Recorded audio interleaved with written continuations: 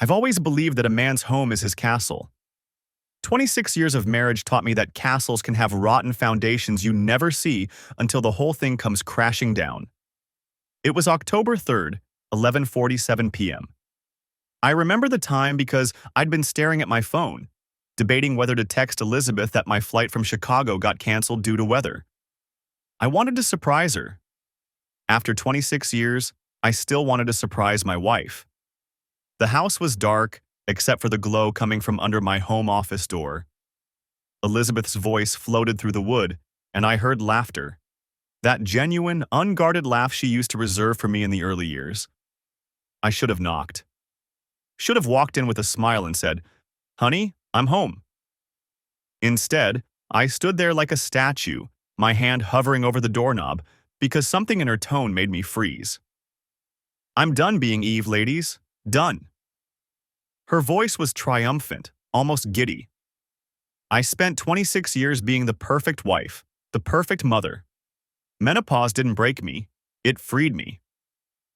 My blood turned to ice water. "There's this guy at the gym. Anthony, 20 years younger. The way he looks at me." She giggled like a teenager. I feel alive again. I pressed my ear closer to the door, my heart hammering so hard I was sure she'd hear it. "And Richard wants to take me to Miami next month. His wife thinks he's at a conference." Poor thing. More laughter from her book club friends through the computer speakers. "I'm filing for divorce after Christmas. Daniel will never see it coming. I'll take the house, half his business, and start my real life." I didn't storm in. I didn't kick down the door and demand answers. Instead, I did something that would have surprised the hell out of the 22-year-old version of me who won the Golden Gloves Regional Championship in '94. I pulled out my phone and hit record. Because Daniel Lawson doesn't lose. He wins. And winning requires strategy. The next 3 minutes of audio would become the foundation of everything that followed. Elizabeth, comfortable among friends, laid out her entire plan like a general reviewing battle tactics. "He has no idea about the money," she said. "I've been moving small amounts for years. 47,000 in an account he doesn't know exists." "What about the kids?" one of her friends asked. "Madison will be fine. She's almost 18. And Christopher already thinks his father is a workaholic monster. I've been laying that groundwork for years." She paused, and I could hear her taking a sip of wine. "The best part? I'm going to claim he was emotionally abusive. My therapist has been documenting my concerns for months. By the time I'm done, Daniel will look like the villain in his own story." I stopped recording. My hands were shaking, but not from fear. I grew up watching my mother get destroyed by a man who cheated on her and left her with nothing. She died at 54, worn down by poverty and heartbreak.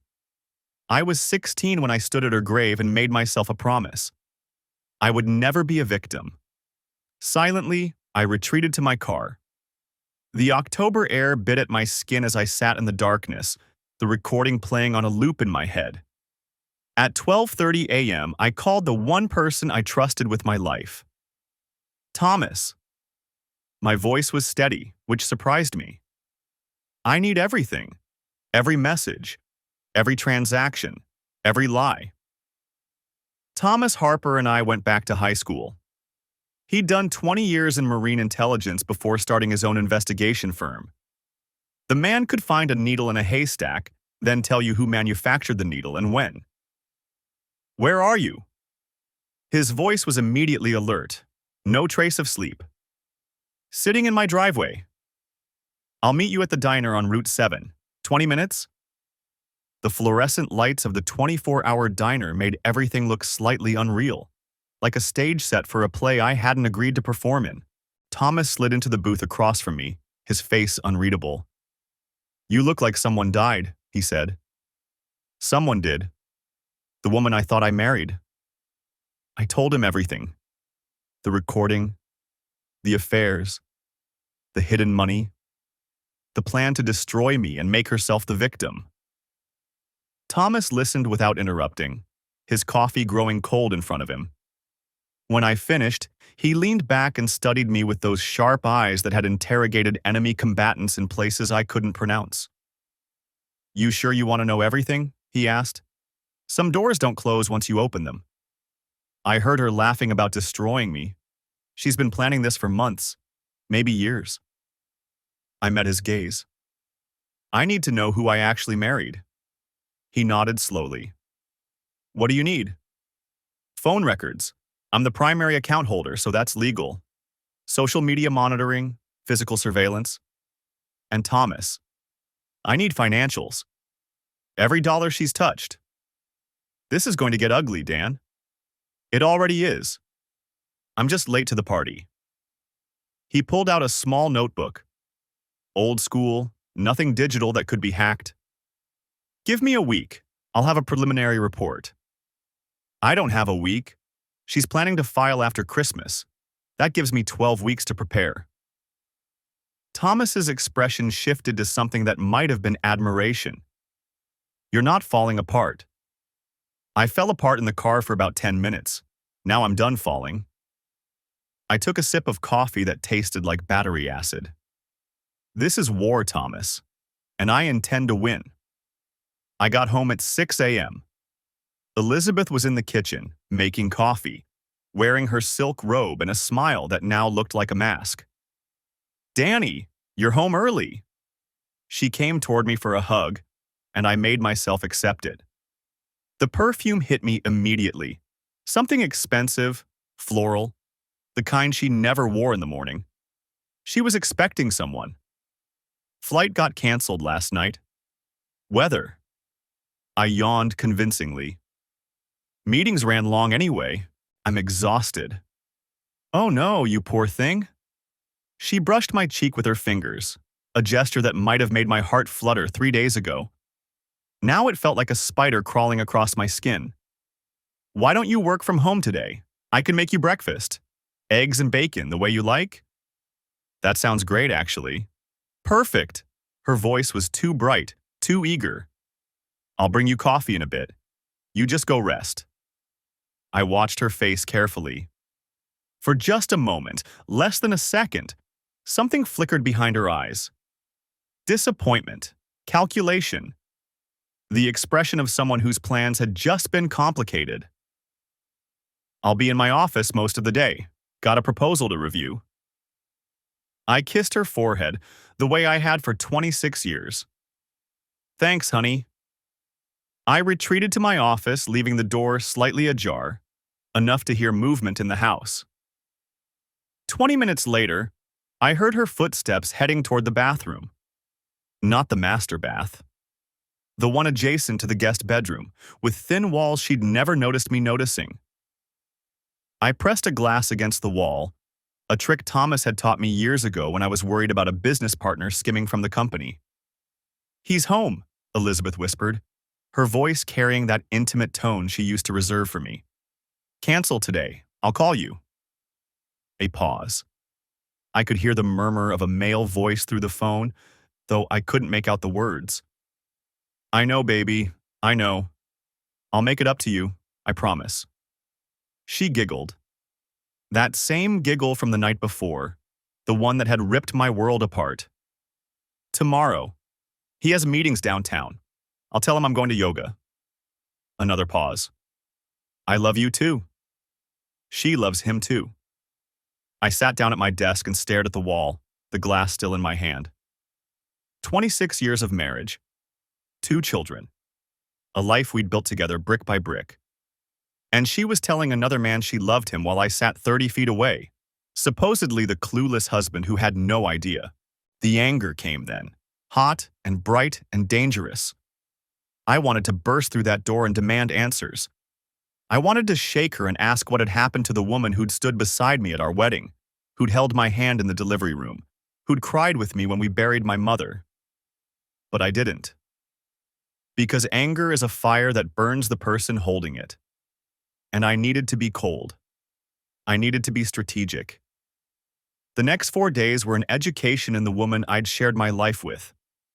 While Elizabeth thought I was buried in work, I was actually buried in research.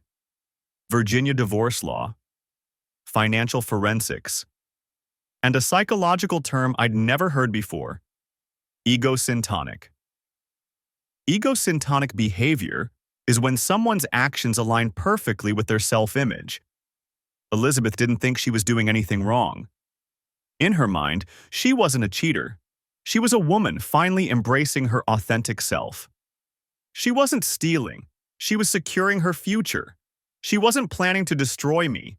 She was liberating herself from an oppressive marriage. The realization hit me like a punch to the gut. Therapy wouldn't help her. She didn't believe she needed fixing. I contacted William Price, my business attorney, on October 6th. I need a hypothetical scenario, I told him, over a secure lunch at a private club. If someone wanted to protect their business assets in the event of a divorce, and that business was started with inherited funds before the marriage. William held up his hand. Daniel, how bad is it? Bad? Is there evidence? There will be.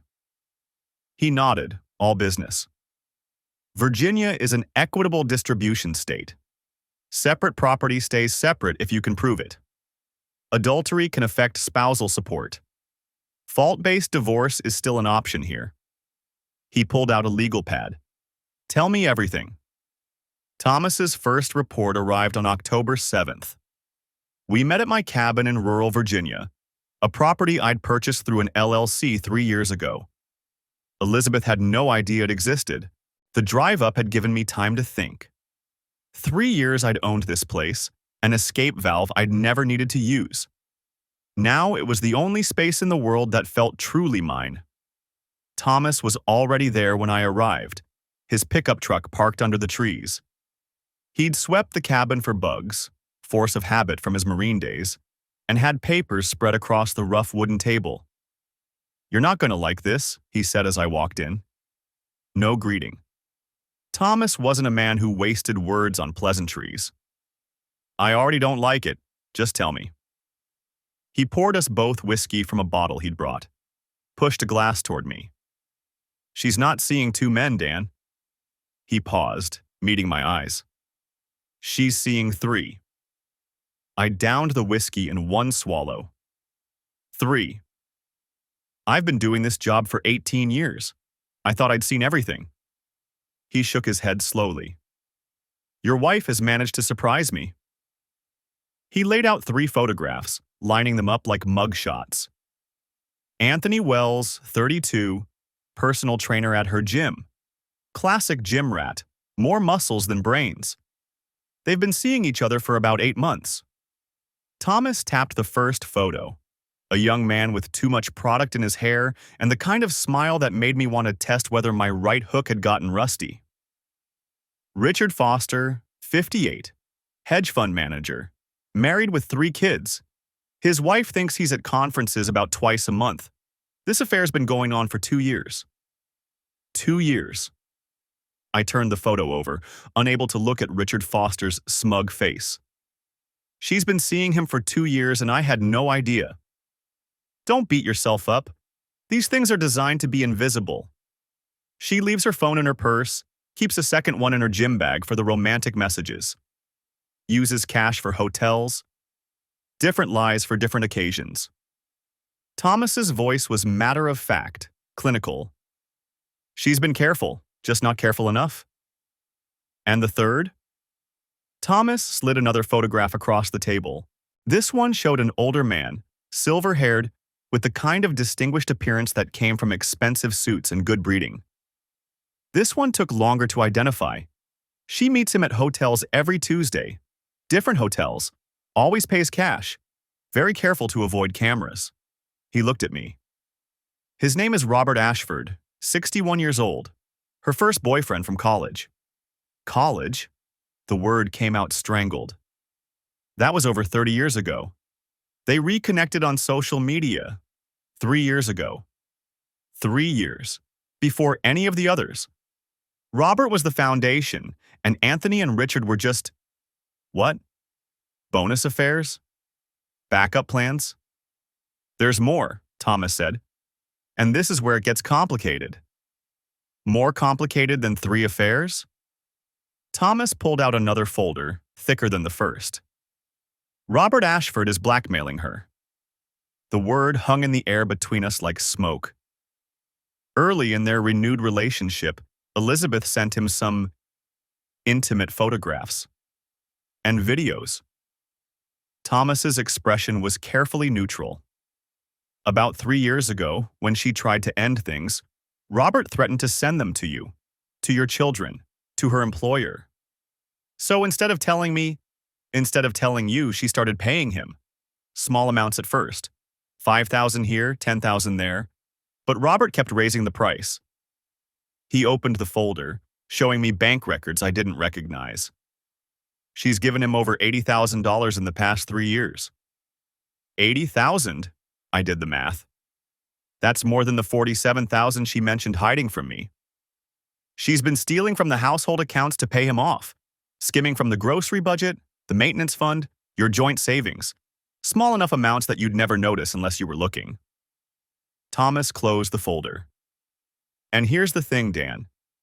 Instead of coming clean, instead of going to the police about the blackmail, she responded by having more affairs, more secrets, more lies. She's been building toward this divorce for years, planning to take half of everything and disappear before the whole house of cards collapses. I stood up and walked to the window of the cabin, looking out at the Virginia mountains. October had painted them in shades of orange and red, beautiful and dying. So she's both predator and prey, I said finally. That's one way to look at it. It doesn't excuse her. No, Thomas agreed. It explains her. But it doesn't excuse a single thing. I turned back to face my oldest friend. Robert Ashford is a blackmailer. That's a federal crime. It is. Anthony Wells seems too slick to be just a trainer who got lucky. I'm already looking into his background. Something about him doesn't add up. Too many nice things for someone making $40,000 a year. And Richard Foster's wife. Does she know? Not yet. She's a good woman, from what I can tell. Devoted to their kids. Thinks Richard hung the moon. Thomas finished his whiskey.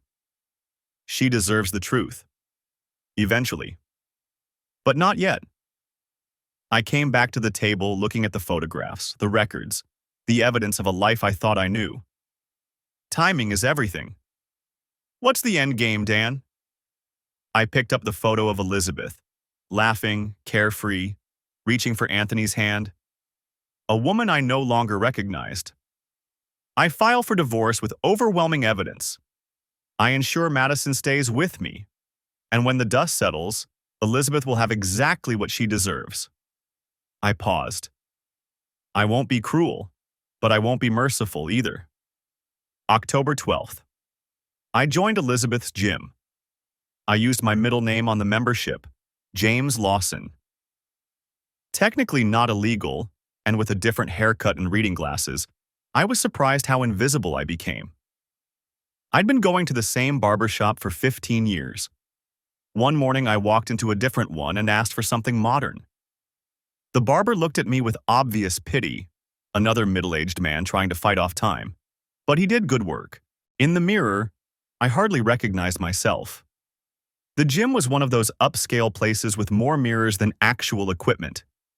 Everything gleamed chrome and white leather, and the music was the kind of pulsing electronic beat that made me feel every one of my 52 years. But I wasn't there to work out. I was there to observe. Anthony Wells was exactly what I expected. Loud, vain, constantly checking himself in every mirror he passed. He wore tank tops that showed off arms that were chemically enhanced. I'd been around enough former athletes to recognize the signs. And he had a habit of touching his hair every few minutes, as if reassuring himself it was still perfect. I positioned myself on a treadmill with a good sight line and watched him work. He had a system. I could see it after just 2 hours of observation. He'd identify a woman, always older, always well-dressed, always wearing expensive jewelry, and manufacture a reason to talk to her. A correction on her form. A recommendation for a different machine. a warm smile and a compliment that straddled the line between professional and personal. By the end of each conversation, he was touching her arm, leaning in close, making her feel seen in a way she probably hadn't felt in years. I watched him work 3 different women that first day. Each one left looking flushed and pleased, clutching the business card he'd slipped them for private training sessions. Elizabeth wasn't special to him. She was a mark, no different from any of the others. On my 3rd visit, I saw them together. Elizabeth came in around 10 a.m., hair and makeup done, wearing workout clothes that cost more than most people's monthly groceries. Anthony's face lit up when he saw her, a salesman greeting his best customer. There she is. He swept her into a hug that lasted 3 seconds too long. "I missed you, gorgeous." "I missed you too." Elizabeth giggled. That teenage giggle that had once been charming and now made my stomach turn. "But Daniel came home early, so I couldn't—" I know. You texted." Anthony pouted dramatically. I was heartbroken, absolutely devastated. "Poor baby. Let me make it up to you." She reached into her gym bag and pulled out a small box. "I saw this and thought of you." I watched from my treadmill as Anthony opened the box with practiced enthusiasm. Inside was a watch, gold, flashy, the kind of thing a young man who didn't know any better would think looked expensive. "Babe, you shouldn't have." Anthony strapped it on, admiring himself in the nearest mirror. "This is amazing. You're amazing. Only the best for you." I increased my treadmill speed, using the exertion to mask my expression. The watch was a fake.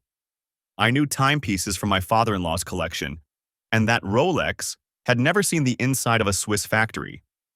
But it had probably cost Elizabeth $2,000 or $3,000 anyway, bought from some counterfeit dealer who'd convinced her she was getting a deal. She was being played, manipulated, seduced into emptying her pockets for a man who probably had 2 other women buying him the same things. And she thought she was the clever one.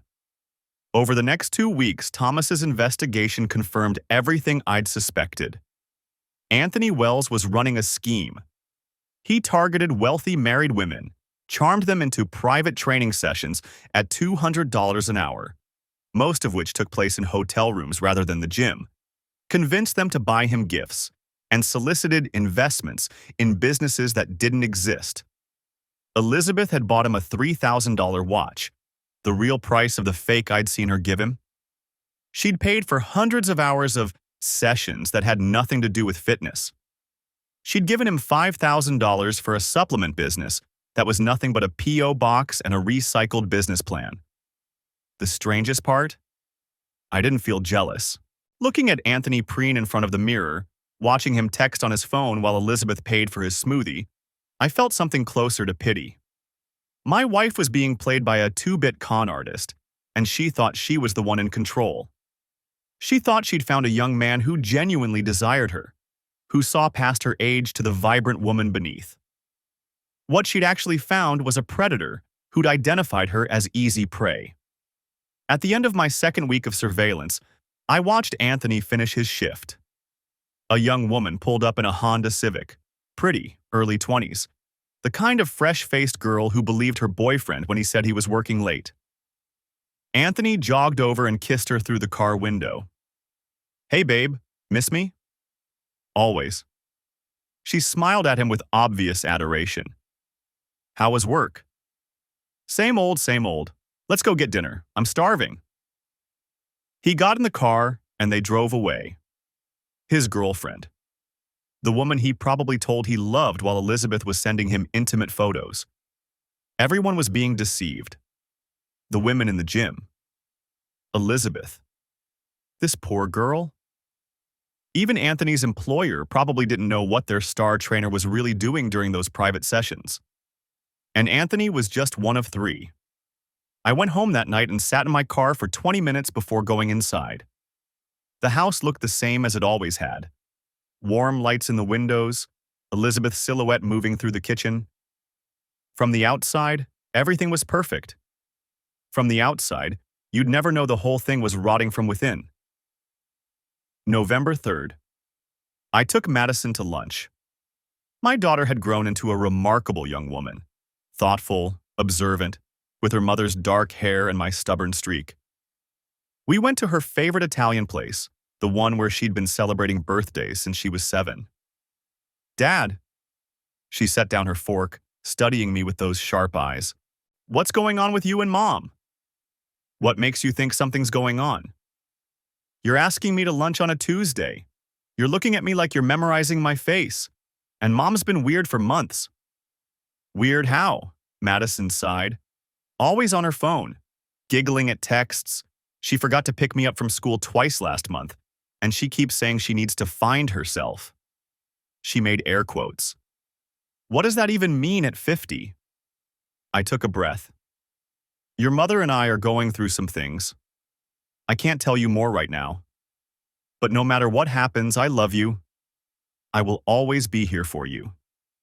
Dad, you're scaring me. Don't be scared. Just trust me. She nodded slowly, then pulled out her phone. I have to show you something. I wasn't snooping, I swear. Mom left her phone on the counter and a text came in, and I just saw it. She showed me the screen. It was a photo of a text message. Can't wait to start our life together. December 27th can't come soon enough. R. Richard. Elizabeth was planning to run away with Richard Foster on December 27th. Dad? Madison's voice was small. What does that mean? I looked at my daughter, this beautiful, brilliant girl who was about to have her world turned upside down. It means things are going to get harder before they get better. But I promise you, Madison, I will protect this family, whatever's left of it. November 8th. I called Christopher. My son had been distant for years. Cordial but cold. Always too busy to visit, always with an excuse. Elizabeth had told me it was just how young men are, but I'd never believed it. His face appeared on my phone screen, guarded. Dad, this is unexpected. I know, I wanted to check in. I'm fine. Work is fine. Everything's fine. I took a chance. Your mother's been talking to you about me. His expression flickered. What do you mean? She's been telling you things. That I was never there. That I prioritized work over family. That I'm controlling. I paused. I need you to do something for me. Dad, just one thing. Ask her one question. What would happen if Dad found out everything? Watch her face. Then call me back. Christopher stared at me through the screen for a long moment. What's going on? I'll tell you everything soon. But first, I need you to see something for yourself. Christopher called back 3 days later. His voice was different, shaken in a way I'd never heard. Dad. He swallowed audibly. She turned white, actually white, like she'd seen a ghost. Then she started crying and said I was being cruel. What did you do? I left. I'm on a train to DC. I need to see you in person. That weekend, I told Christopher everything. Showed him the evidence, played him the recording, watched his face cycle through disbelief, anger, grief, and finally, a terrible understanding. She's been lying to me my whole life, he said. About you. About everything. She told you what she needed to believe. I'm not sure she knows the difference between truth and fiction anymore. What are you going to do? I'm going to protect this family. I met his eyes. And I'm going to make sure she can never hurt us again. November 18th. The night I finally saw everything for myself. Elizabeth told me she was going to a work conference overnight. She spent 30 minutes getting ready, trying on 3 different outfits before settling on a black dress I'd never seen before. She kissed me on the cheek and said not to wait up. These conferences are so boring, she said, loading her overnight bag into her car. Networking events until midnight. I'll probably just pass out at the hotel. Drive safe, I said. Text me when you get there. I will. Love you. Love you too. The words tasted like ash in my mouth. Thomas confirmed she was actually going to a club called Velvet in downtown DC, where she'd be meeting Anthony. I had the address. I had the time. I had Thomas's operative Jennifer already in position. I shouldn't have gone. Thomas advised against it. "You've got enough evidence," he said over the phone. "Don't risk doing something you'll regret." But some part of me needed to see it with my own eyes. Needed to watch the woman I'd loved for 26 years become a stranger. It was like pressing on a bruise. It hurt, but you couldn't stop yourself. I walked into Velvet dressed like someone I wasn't. Leather jacket I'd bought at a thrift store that afternoon. Different glasses, baseball cap pulled low. The bouncer barely glanced at me as I paid the cover charge. The club was exactly what I expected. Dark corners, pulsing music, the smell of cologne and desperation. I found a spot at the bar with a good sight line and ordered a beer I had no intention of drinking. And there she was. Elizabeth sat at a high table near the dance floor in a dress I'd never seen. Short, tight, designed for someone half her age. She was laughing loudly, tossing her hair, touching the arm of a man I didn't recognize. Every few minutes, she'd pose for photos with her phone, tilting her head and sucking in her cheeks like she'd seen models do in magazines. She looked ridiculous. She looked tragic. She looked like a woman so terrified of getting old that she'd set her whole life on fire rather than accept the reality of time. Anthony arrived 20 minutes later. He swept in like he owned the place. Expensive jeans, tight shirt, that perfectly styled hair. When Elizabeth saw him, her whole face transformed.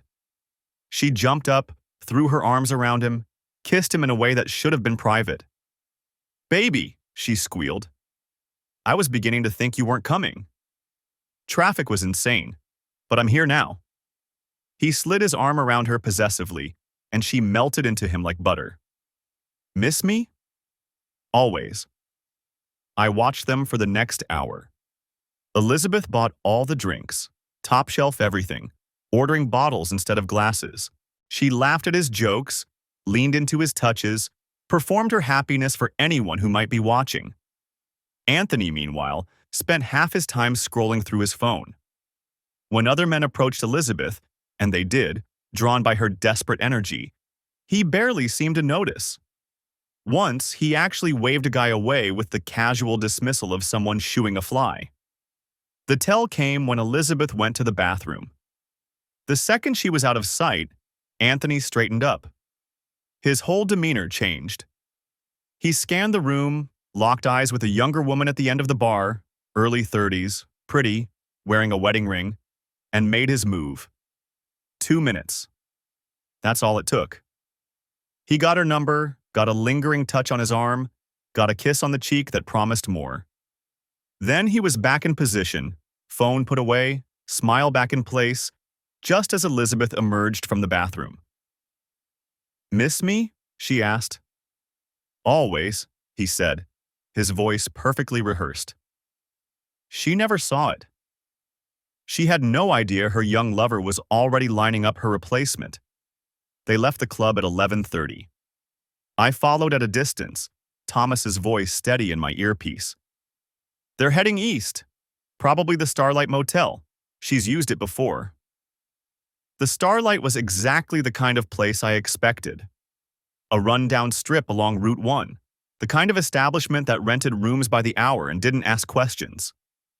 The sign flickered orange in the darkness. I parked across the street and watched them check in. Anthony waited in the car while Elizabeth handled the front desk. Of course she was paying. "Get the photos," Thomas said. "Don't engage. Evidence first." I got what I needed. Photos of them walking to room 114 together, his hand on her lower back. Video of them kissing at the door, her laughing as she fumbled with the keycard. Timestamps that would stand up in any court. Then I heard her voice through the thin motel wall. "He has no idea. He thinks I'm at a conference." Her laughter was cruel, mocking. Poor, stupid Daniel. 26 years and he never once suspected. Anthony's voice. Baby, forget about him. Tonight is about us. You're right. You're right. More laughter. God, I love how you make me feel. I feel alive when I'm with you. With him, I feel like I'm already dead. Something in me snapped. 26 years. I'd worked 12-hour days to build a business that provided for this family. I'd never missed a single game, a single recital, a single parent-teacher conference. I'd held her hand through 2 pregnancies, through her mother's death, through every setback and disappointment life had thrown at us. And she was in a cheap motel room, laughing about how stupid I was. I kicked in the flimsy door. The room was exactly as depressing as I'd imagined. Stained carpet, a bed that sagged in the middle, a TV bolted to the wall, wallpaper peeling at the edges. The smell hit me first. Cheap air freshener trying to mask decades of desperation. Anthony jumped up from the chair where he'd been sitting, still mostly clothed. They'd just arrived, hadn't gotten far. Elizabeth screamed, clutching the bedsheet to her chest, even though she was still wearing the dress. Daniel? Her voice was high, incredulous. What? How did you? Shut up. Anthony made the mistake of his life. He charged at me, throwing a wild haymaker that might have impressed someone who'd never been in a real fight. 28 years since my Golden Gloves championship, and my body still remembered. I slipped the punch. His fist whistled past my ear, and went to work. 4 seconds. Anthony was on the floor. I stood over him, barely winded.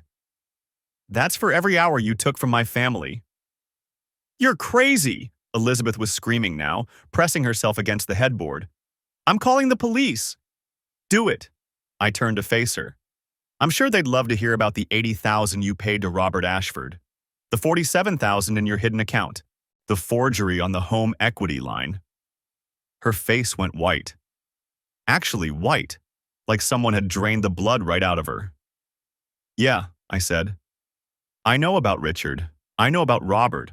I know about the blackmail. I know about every single lie you've told for the past 3 years. I pulled out my phone, showed her the evidence Thomas had compiled. Your freedom ends now. Daniel. Her voice had changed, gone from angry to pleading in an instant. Daniel, please. We can talk about this. 26 years, doesn't that mean anything? It meant everything to me. I pocketed my phone. It obviously meant nothing to you. I walked out without looking back. Behind me, I heard Elizabeth sobbing, heard Anthony moaning on the floor. Let them comfort each other. They deserved each other. I sat in my car for 10 minutes before I could trust myself to drive. My hands were shaking, not from the fight, but from the aftermath. 26 years of love and partnership and memories, all of it burned to ash in a single night. Thomas's voice came through my earpiece. You okay? No. I started the car. But I will be. November 19th, 8 a.m. I was at William Price's office when the doors opened. William was already there, coffee in hand, looking like he hadn't slept either. The stack of documents on his desk was 3 inches thick. We're filing today, I told him. I assumed as much when you called at 6 in the morning. He gestured to a chair. Sit. Let's go through this. We spent 2 hours reviewing everything. William was thorough. That's why I'd hired him 15 years ago to protect my business, and that's why I trusted him now to protect what was left of my family. Fault-based divorce citing adultery under Virginia Code 20-91, he said, tapping the first document. 3 documented affairs with photo and video evidence. Financial fraud totaling $183,000, more than we initially thought. Request for primary custody of Madison. Request for a protective order keeping Elizabeth from the family home. She forged my signature, I said, on the home equity line. I know. We're referring that to the Commonwealth's attorney. William leaned forward, his expression serious. Daniel, you need to understand something.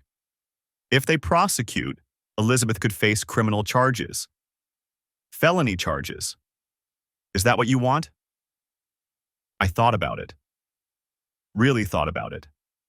The woman I'd loved for 26 years, the mother of my children, in a courtroom facing prison time. I want the truth documented, I said finally. What prosecutors do with it is their decision, not mine. William nodded slowly. Fair enough. Now, the custody petition. Madison turns 18 on December 10th. After that, custody is technically moot. She can live wherever she chooses. But having a court ruling that you're the fit parent will matter for the asset division. Madison will choose me. That I know for certain. Good. And Christopher? He's coming around. Elizabeth spent years poisoning him against me. He's just now starting to see the truth. William slid the documents across the desk. Then sign. And Dan? I'm sorry. For what it's worth. I've seen a lot of divorces, and this is something else. It is what it is. I picked up the pen. Let's get this done. I signed everything, every page, every line. With each signature, I felt something shift inside me. Not release exactly, but a kind of grim determination. A door closing so that other doors could open. I'm also filing a criminal complaint against Robert Ashford for blackmail, I said when I finished. Thomas has enough evidence for the FBI. Already drafted. I'll file it this afternoon. I stood to leave, then paused. William, thank you for all of this. Don't thank me yet. He walked me to the door. The hard part hasn't even started. Elizabeth came home at 2 p.m. to find her life in pieces. The locks were changed. I'd had a locksmith there at dawn.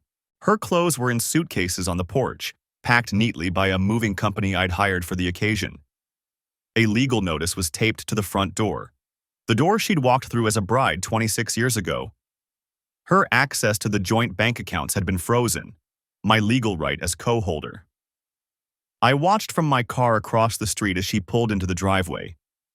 She sat in her car for a full minute before getting out. Then she walked to the porch, saw the suitcases, and stopped. Her hand went to her mouth. She read the legal notice 3 times. I could see her lips moving. Then she tried her key in the lock. It didn't work. She tried again. And again. And again. Each attempt more frantic than the last. Finally, she pulled out her phone. I watched her dial. My phone buzzed in my pocket. I let it go to voicemail. She called again. And again. 17 times that afternoon. The messages evolved like a time-lapse of grief. First, anger. Daniel, what the hell is this? You changed the locks? You can't do this. This is my house too. Call me back right now. Then, denial. This is some kind of misunderstanding. Whatever you think happened, it's not what you think. We need to talk. Just call me. Then, bargaining. Daniel, please. 26 years, doesn't that mean anything? I made mistakes. I know I made mistakes. But we can work through this. We can go to counseling. Just call me. Please. Finally, desperation. I have nowhere to go. I'm sitting in my car in the driveway of our house, and I have nowhere to go. Please, Daniel. Please. I'm begging you. I listened to every message. Each one hardened something inside me further. She had 3 lovers. She was planning to destroy me. She laughed about how clueless I was. And now she was sitting in our driveway, begging for mercy. I drove away without looking in my rearview mirror. The dominoes began falling faster than even I anticipated. November 22nd. Anthony Wells, furious about his broken nose and the sudden end of his gravy train, sent screenshots of his explicit messages with Elizabeth to her employer. From a burner email, untraceable to him, but the damage was done.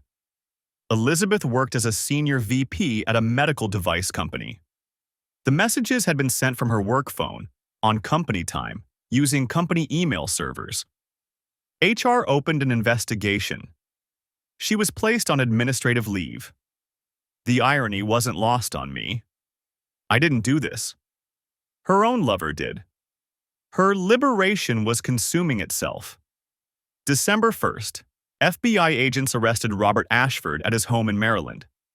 The charges were federal: interstate blackmail, wire fraud, extortion. He was facing 15 years. Thomas had done his job well.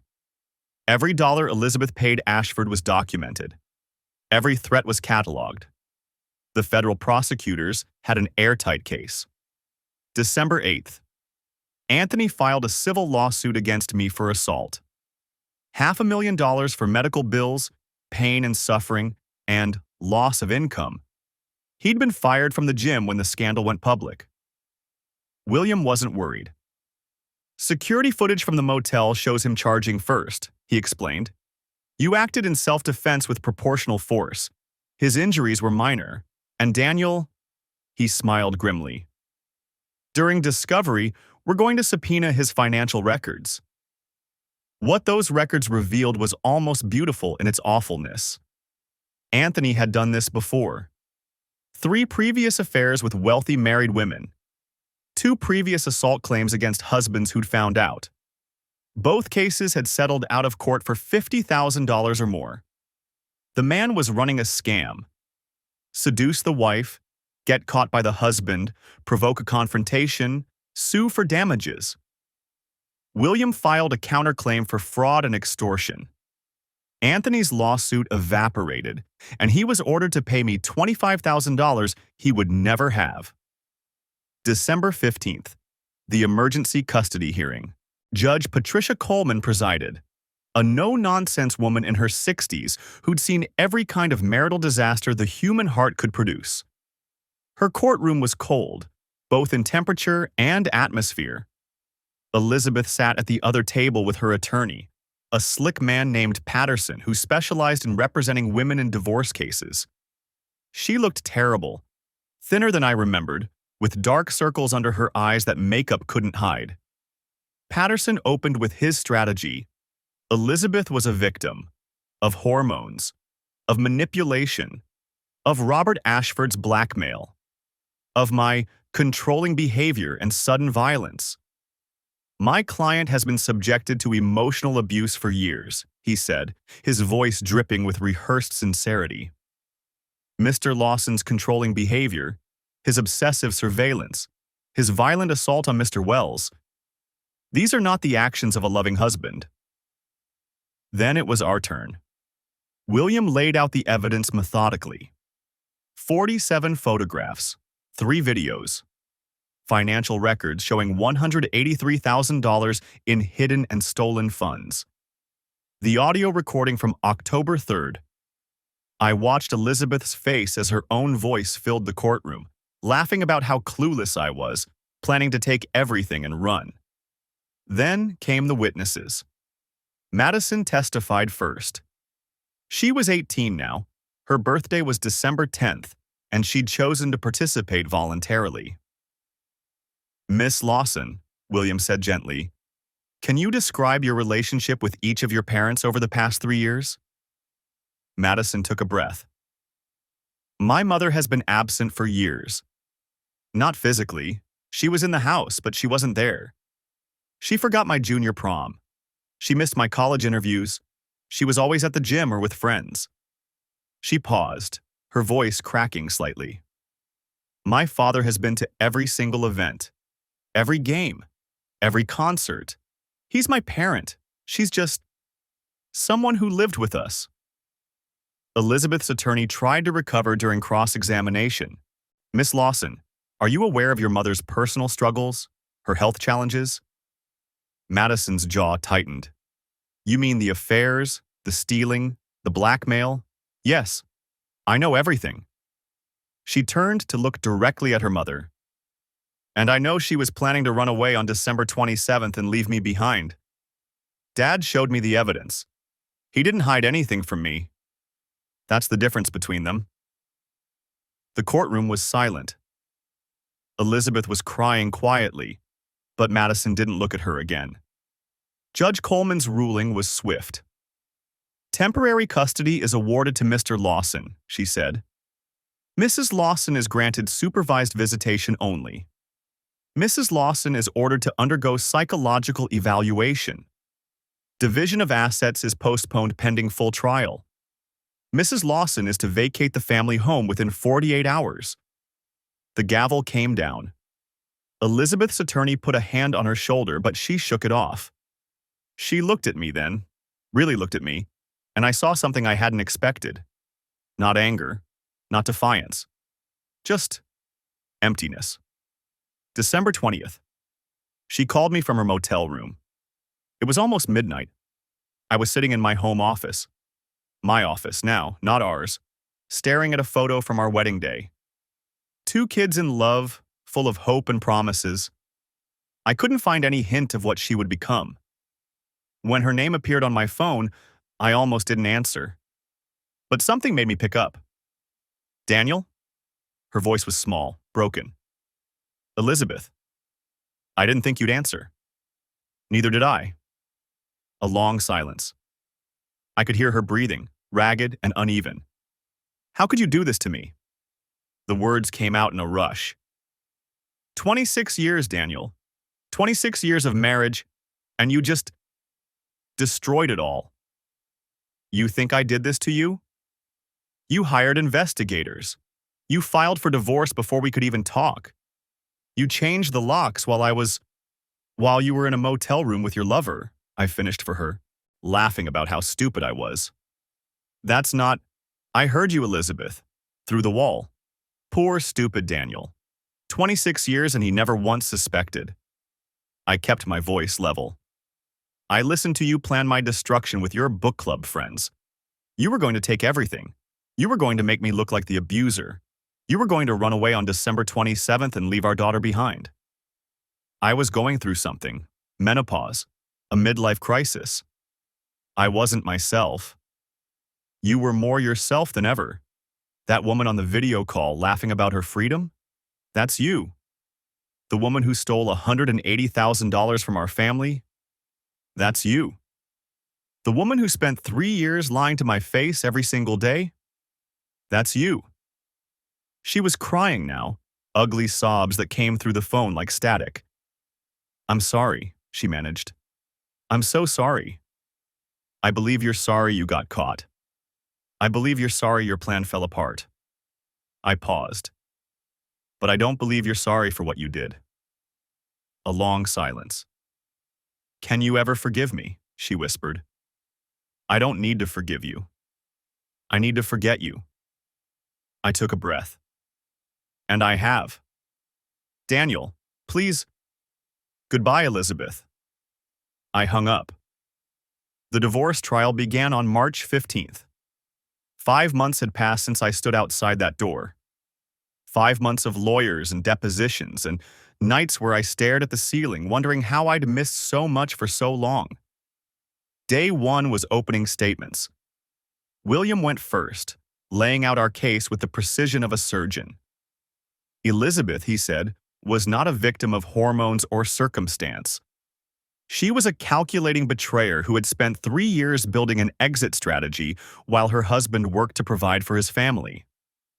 The evidence will show, William said, that Mrs. Lawson engaged in not 1, not 2, but 3 simultaneous extramarital affairs. The evidence will show she stole over $180,000 from marital accounts. The evidence will show she planned to accuse her husband of abuse to gain advantage in divorce proceedings. And the evidence will show she intended to abandon her minor daughter and flee the state with one of her paramours.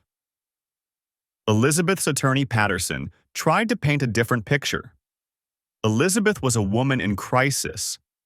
Menopause had affected her judgment. Robert Ashford had manipulated her with blackmail.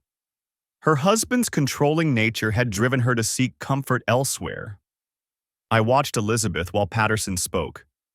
She sat with her hands folded, trying to look demure and victimized. But I'd seen behind the mask now. I knew what was underneath. Day 2 was evidence. Our package was overwhelming. Every photograph Thomas had taken, every video, every financial record, every text message we'd subpoenaed. The courtroom was silent as image after image appeared on the screen. Elizabeth with Anthony at the gym.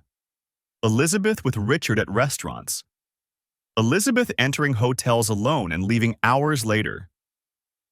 Patterson tried to suppress the audio recording, arguing it violated Elizabeth's reasonable expectation of privacy.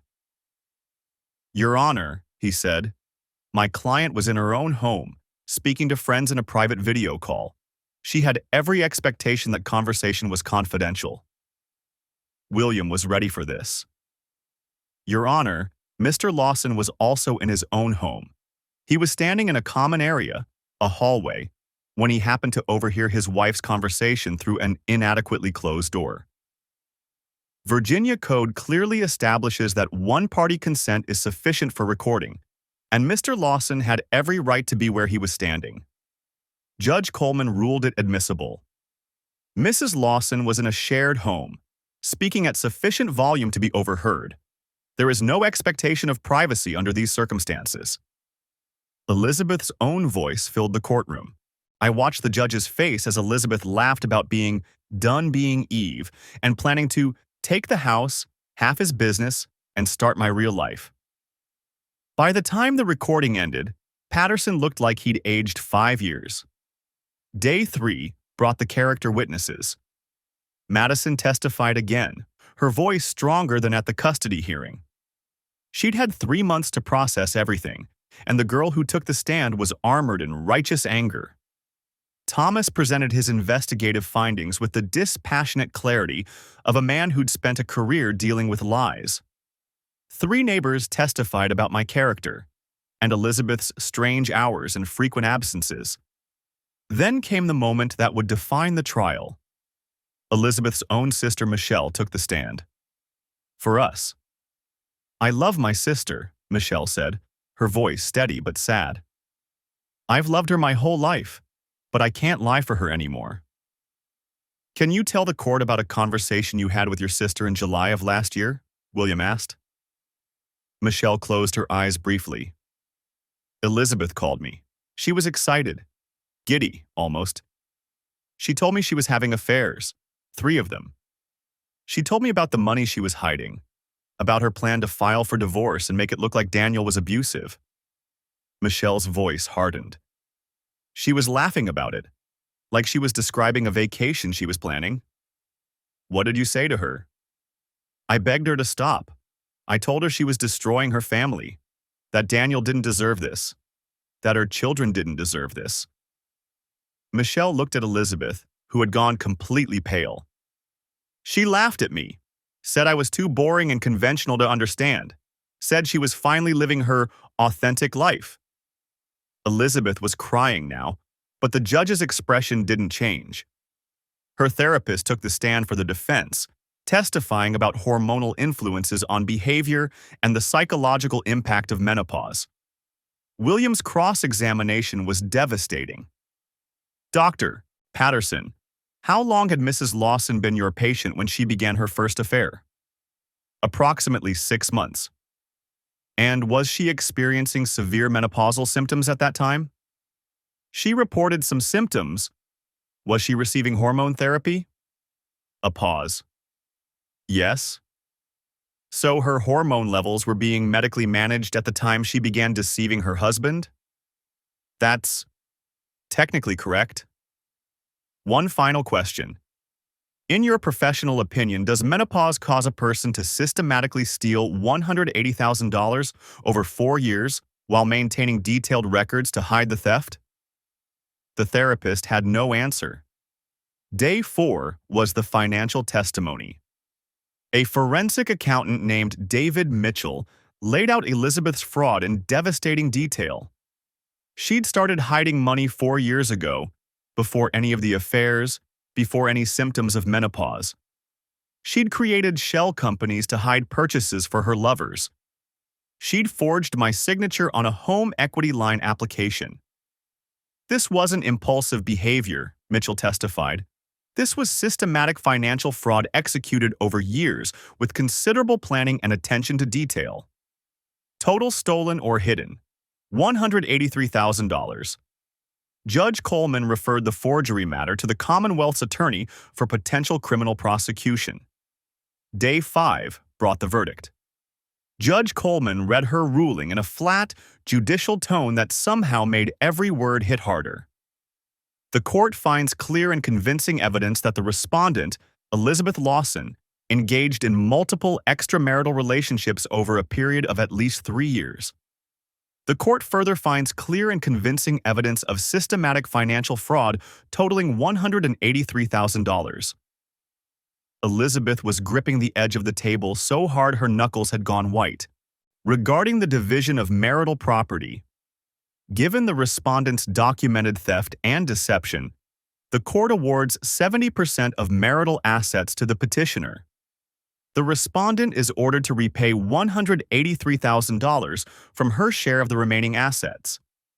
The family home is awarded to the petitioner. The petitioner's business, having been established prior to the marriage with separate inherited funds, is confirmed as separate property and not subject to division. Patterson whispered something to Elizabeth. She shook her head slowly. Regarding spousal support, the respondent's request for maintenance is denied. The court finds that the respondent's adultery and financial fraud constitute a bar to such support under Virginia law. Regarding custody, the petitioner is awarded full legal and physical custody of the minor child, Madison Lawson, who has since reached the age of majority and has expressed her clear preference to reside with her father. Regarding attorney's fees, the respondent is ordered to pay the petitioner's reasonable legal costs, totaling $47,000. The gavel came down. It was over. I did the math later, sitting in my car in the courthouse parking lot. Elizabeth would receive approximately $220,000 from the marital assets. After repaying the $183,000 she'd stolen and the $47,000 in legal fees, she would walk away with nothing. Less than nothing. She had spent 3 years planning to take everything from me. In the end, she had less than when she started. William found me in the parking lot 20 minutes later. "You okay?" he asked. I don't know what okay means anymore. I looked at him. But I'm done. That's something. For what it's worth, Dan, I've been doing this for 30 years. I've never seen anyone handle something like this with more discipline. Most men would have lost their minds. Most men aren't former boxers, I tried to smile. We learn to take a punch without going down. And to throw one back? Only when it matters. The aftermath unfolded over the following months. April. Elizabeth was fired from her job. The HR investigation was complete, and her use of company email and devices for personal affairs was a clear policy violation. Her personnel file would include the termination reason. Good luck getting another senior position with that following her around. She moved into a small apartment in a neighborhood she would have refused to visit a year ago. The landlord accepted her deposit despite everything because cash is cash, and Elizabeth was paying with the last of her credit. May. Anthony Wells's lawsuit was officially dismissed. His fraud exposed in discovery, he was ordered to pay me $25,000, money he would never have. He moved back to his parents' house in New Jersey. His girlfriend had left him when she learned the truth. Last I heard, he was working at a mall kiosk selling phone cases. Richard Foster's wife filed for divorce after receiving an anonymous package of evidence. Thomas had delivered it personally, ensuring it would reach her and not get intercepted. She called me once, a few weeks later, just to say thank you. She'd suspected for years, she said, but never had proof. Now she did. I told her I was sorry it happened this way. She said she wasn't. June. The Commonwealth's attorney declined to prosecute Elizabeth for the forgery. Not enough public interest to justify the resources, they said. But it didn't matter. Her professional reputation was destroyed. Her personal reputation was in tatters. Her family had abandoned her. Christopher refused her calls, and Madison would only speak to her through a therapist's office. Christopher flew down from New York that month. We spent a weekend at the cabin, just the two of us, rebuilding something that should never have been broken. I should have known, he said on our last night there. I should have seen what she was doing. She's your mother. You loved her. That's not a character flaw, that's just being human. I was so angry at you for years. For nothing. For lies she told me. You're here now. That's what matters. He hugged me then. Really hugged me. The way he used to when he was a kid. We stayed like that for a long time. September. 11 months after I stood outside that door and heard my world collapse. I was at a charity gala for the construction industry. Something I'd attended for years but never particularly enjoyed. This year was different. I'd lost 20 pounds. Started therapy to process everything. Joined a new gym, one where nobody knew my story. A woman approached me during the silent auction. Rachel Adams, 48, with kind eyes and a laugh that sounded like wind chimes. "You're Daniel Lawson," she said. "Should I be worried that you know that?" I run the nonprofit that's getting 30% of tonight's proceeds. I make it my business to know the donors. She smiled. Also, I read about what happened. The Ashford case made the papers. Ah, that. You handled it with dignity. A lot of men would have just fallen apart. I didn't know what to say to that, so I said the truth. I handled it with a lot of help, and a very good attorney, and a friend who knows how to dig up evidence. She laughed, that wind chime laugh, and I felt something I hadn't felt in a long time. Not attraction exactly. Something quieter. Possibility. I lost my husband 3 years ago, she said. Cancer. We had 15 good years before that. I'm sorry. Don't be. I'm grateful for what we had. I'm just still figuring out what comes next. Me too. We exchanged numbers. Nothing rushed, nothing desperate, just two people who'd been through hard things and recognized something familiar in each other. October 3rd. Exactly 1 year from the night everything changed. I sat on the porch of my Virginia cabin with a cup of coffee going cold in my hands. Madison was inside, working on college applications. She'd taken a gap year to recover from the chaos, but she was ready now. Christopher was visiting for the first time in months, actually relaxed, actually laughing. Rachel was there too. We'd been dating for 4 months. She understood something about rebuilding that most people didn't. The patience it required, the gentleness, the willingness to sit with someone in their darkness without trying to fix it. "You okay?" she asked, handing me a fresh cup of coffee. "I'm thinking about last year, standing outside that door. And? I could have raged, could have fallen apart, could have burned everything down just to watch it burn." I took a sip of the coffee. She'd remembered exactly how I liked it. Instead, I just made a plan. You protected your family. What was left of it? She squeezed my hand. Sometimes what's left is enough. Madison came out onto the porch, laptop under her arm. "Dad, can you look at my essay? I think it's missing something." "I'd love to." Christopher followed her, holding up his phone. "Also, I just beat your high score on that game, just so you know."